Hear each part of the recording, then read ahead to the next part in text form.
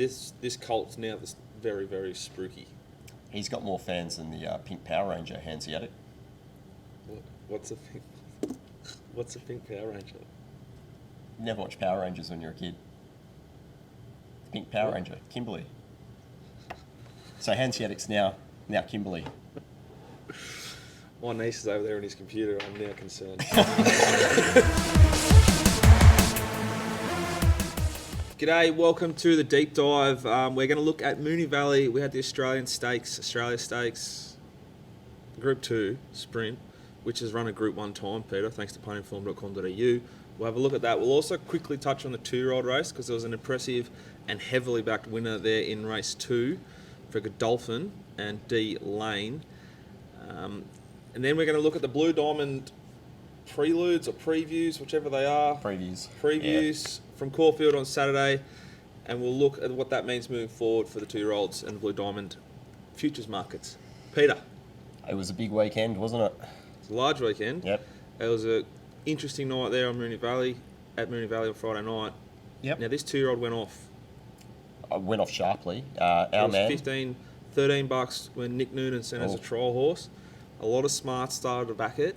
We were half alerted that this thing might be about to go off. And we thought, no, we'll be sweet. We'll wait and just see it parade. It was men against boys, I thought, yard-wise. Yeah.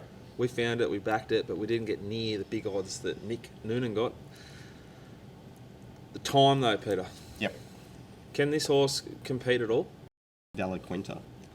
I think there's probably a few in front of it from what we've seen so far, and obviously it did a little bit wrong. Probably didn't have the greatest run in transit as well. They've gone slow to the 6 and come home fast. They've gone 2.9 slow to the 600, that's an overall benchmark. And if you talk about your class benchmark, it's even slower. It's come home reasonably well, but not a massive figure versus what we're going to talk about with what we saw on Saturday. Yep. Do you want to take this horse as it's single figures, I think, in the Blue Diamond market already? I would be playing around it if you're shopping this early. I couldn't agree more. Quinta for the night at Moonee Valley clocked the 26th fastest last 6, the 24th fastest last 400, and the 14th fastest last 200. Yep. There's more impressive ones. Off a slow tempo. Yeah. How Romantic, which is a bit of a exciting young little horse for Big Daddy Adam Fraser, friend of the show. It's clocked the 24th fastest last 6, 10th fastest last 400, and the 2nd fastest last 200, despite wobbling a little bit around the turn, which it did. Terry Bailey said it did, and he copped it. I reckon it was like watching me ice skating, just like a giraffe with no idea what it's doing, just going sideways. Yeah, 100%. And then when it balanced back up, I think it was a great ride from that point of view to actually get the horse rebalanced. It's a great ride. It's a really exciting horse. Flying. It's run below what it ran at Caulfield. No surprise, a big figure that it did run at Caulfield there, second up. It's now 3 from 3. I think Big Daddy's got an exciting little time in front of him as an owner. One of the better horses in the stable was the Whispers. Big call that. They've got half of the stock of Victoria and Australia. Big call that. Let's get excited. The Australian Stakes, Peter, it was race 7 at Moonee Valley. They have clocked 14.1 above the all-average benchmark. Enormous figure. Huge. For a Group 2. It's a Group 1 figure. This is going to be a really strong form race moving forward. What do you want to do with it? Oh, I thought Scales of Justice. That's probably about as good as he walks, I think, given that the horse did have a back operation a couple of years back, and I thought he returned in really strong order. A bunch of them in this race did though. Yeah. Like we whilst we're saying, and it did return outstanding, we didn't bet. No, it was too hard to bet, outstanding. Embrace Me, outstanding. Ring-a-ding-ding, really good condition. The one that didn't. Microphone, unwanted in betting. If you look at it sort of late there on the fair, it and Be Good to Your Mother were both really soft, particularly Microphone. I think Be Good to Your Mother was soft due to the map, which it proved to be a bit of a disadvantage. It's a horse that wants to settle on pace. I thought it returned really, really well. Yeah, definitely a condition to come, but... I think if you like the horse, follow the horse. It needs 400. It's on track to have a really good preparation. Have a monster peak. Microphone, Peter. Group 1 winner already. It's a colt. They can't geld him, although he needs to be gelded to sort out his pre-race manners and get his head in the game. Do you reckon we're going to see much more of this horse? You might get 1 or 2 more starts, but let's face it, they'll probably just put him straight into the barn probably by the end of autumn, and away we go. I'd say this will be the last time we see this horse. Yep. It was soft in betting. It paraded poorly. I'd be really surprised and interested to see what James Cummins can do with this horse. I don't think it's got much of a future, this preparation, and then therefore we'll be in the barn. Hey Doc, raced 1A, led, pretty brave, great parade. Yep. On track or about its limit? I thought it had a fitness edge over the other horses, given it raced in Perth. I would say probably about its limit. I mean, in terms of the overall figure, it's a very strong figure, let's face it. But he's just run into one in terms of Scales of Justice, who's just, when he's on song, is an absolute beast and really difficult to get past. So I guess, Haydock will certainly go on to other races and be very competitive. Haydock ran an 11.7 above the all average at Sandown. Then it backed up 11.3 to win the Group 1 in Perth. It's run a 13.3 here. Yep. So it's flying. Second biggest figure it's recorded. Embrace Me had no favours and was enormous. Yep. Big run. I think it was the second fastest last 6, 4 and 2 of the race. The horse I really want to speak about though is Ring a Ding Ding. Yep. Clocked the fastest last 6, 4 and 2 of the race. Not suited at all. It was on pace suited this race. Trying to thread up the fence. It has clocked a career peak for it with the new yards. It's an ex-Weir horse that's clocked an 11 flat into now a 12.9 figure. This is an exciting horse. I think it'll get better over 1,400 a mile. Agree. It's nommed for the All-Star Mile. That's the only nom it has currently. At Caulfield this year.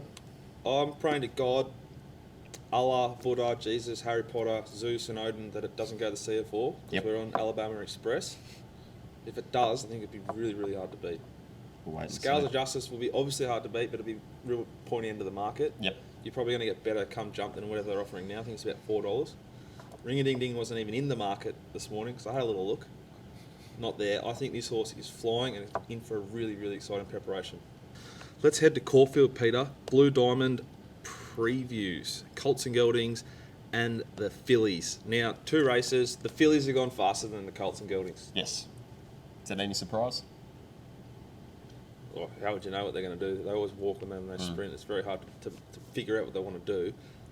Hanseatic clocked the fastest last 600 and 400 of the meeting. Second fastest last 200 of the meeting. They went 4.9 slow, however, all average benchmark to the 6. Yep. Walked. This horse built nice momentum, rolled in. Never really lost momentum at any stage. 4.7 above the breakdown for the 4 to the 2, and a 4.8 puntingform.com.au. If you're not using it, you've got rocks in your head. That's elite, but it's not. That's good. It's not elite. Off that sort of tempo. Yep. We're going to talk in more detail about what's required to win a Blue Diamond in the Pathways show, but the horse needs to find 6 lengths. Yep. And can it close like that off the better tempo? I thought in this race it was outstanding. I'm not bagging it. I'm just bagging the price. Oh, of course. That they want you to have take to, already. you have to bag the price. I thought Fixated wasn't suited. I thought the inside rails and run was not the place to be at Caulfield. Yep. Throw back the fence. It was. It's clocked the 18th, 15th, and 15th of the day. Solid performance. And I thought Toscanini, who's $151 in some markets for the Blue Diamond, it closed really well at Geelong and closed really well here when it wasn't suited. And Tanker, well, what a sick watch if you back that. Tanker's closed really nicely versus the day. It closed really nicely versus the race. Wasn't suited, had a really short SP. Obviously, the winner was favourite, and we're not bagging it at all, but we're just saying there's a couple other horses here the market's sort of ignoring, I think, out of this performance. For sure. I thought Tanker and Fixator were 2 especially, that there's a lot more merit to the run than it looked. However, I'm team fillies out of these 2. You? We'll get to and Sots Trots, Ross Brody, he was excited, to say the least, about that. The colt here, Hanseatic. I was frustrated. He came into the yard and did a third of a parade. 2 strappers, Jock jumped up, went straight out. It was a bit of the old Alizé tactic. All the other horses had to be in the yard for a good 15 minutes. Have you learnt nothing? They can do whatever they want. Just got to worry about what you can control, my man. The fillies. What they do to the clock here, Pete? Well, if we're going for the class, they went faster than the boys. In fact, they went even. They went dead even to the 600 metre mark. With John Allen on board. A beautiful night, which is not something that I often say. Usually, either goes too fast or too slow. In this occasion, he went Great bang ride, on. John Allen. Yeah, absolutely. The opposite of what he did to St. Joey's yesterday at Sandown. Yes. But let's keep it upbeat here. Play on. Great ride here, John Allen. Set the pace, kicked away in the corner. Fresh, spruik, filly. Really nice horse. She beat Personal, who won at Flemington. She beat her at Geelong. Yep. She went to this race. She started favourite, $3.40. She wasn't suited. No. She was solid to the line. If you're a fan, you've got to be staying with her. Are you a fan? Good parade. What sort of Liked type is it? In terms of overall how it looks now, I think it's on track. Whether or not it's a super 3-year-old, that's probably to be determined. I think it'll probably do enough in the early part of the 3-year-old season. Horse you loved from the parade was Yes. award winner Anthony Absolutely. Freedman, M. Zara. There were 2 Freedman horses. The market wanted the other one. Pistol's Firm award winner. Yep. I did a little bit of diving, a little bit deep diving for the show. Oh. Award winner. Clocked, Peter. Clocked. 13th, last 600. 7th, last 400. And the 3rd fastest last 200 metres of the day. So, the Colt clocked the 2nd fastest last 200 of the day. Your filly here is clocked the 3rd fastest, and she's gone quicker to the 6th.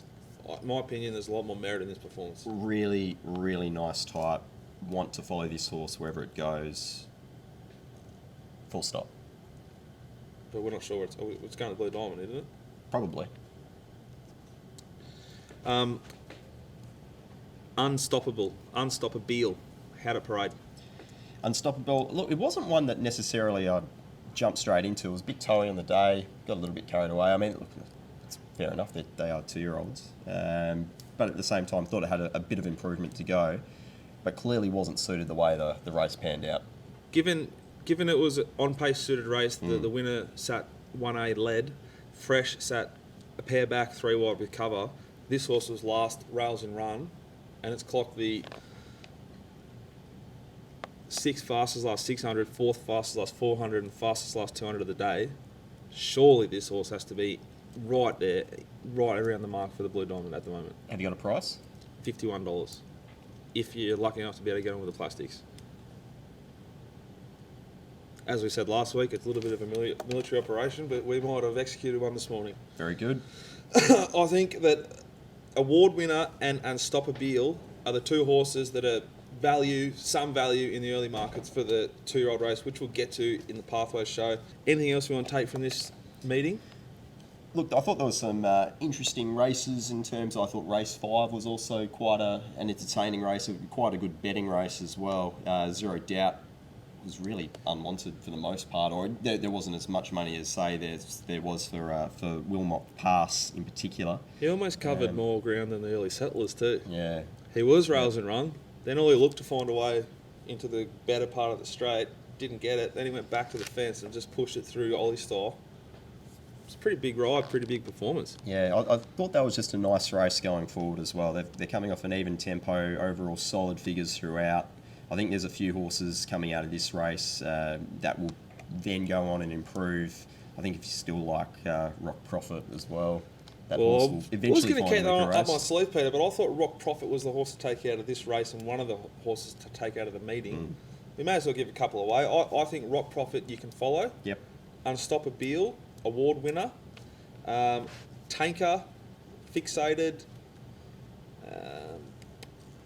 and Fox Hall in race 8. I thought it did really well late. First up, I believe. I think it's in for a nice preparation. Anything else you want to talk about? Horses you want to follow? I wouldn't drop off French Fields. I know Nick Noonan had a lot of time for that horse in the Fillies race as well. Wasn't suited at all. I think it was mostly 4 to 5 wide for most of the Fillies race. So I think that will find a nice target somewhere along the line. It did look to be a nice type of horse as well. Okay, sweet.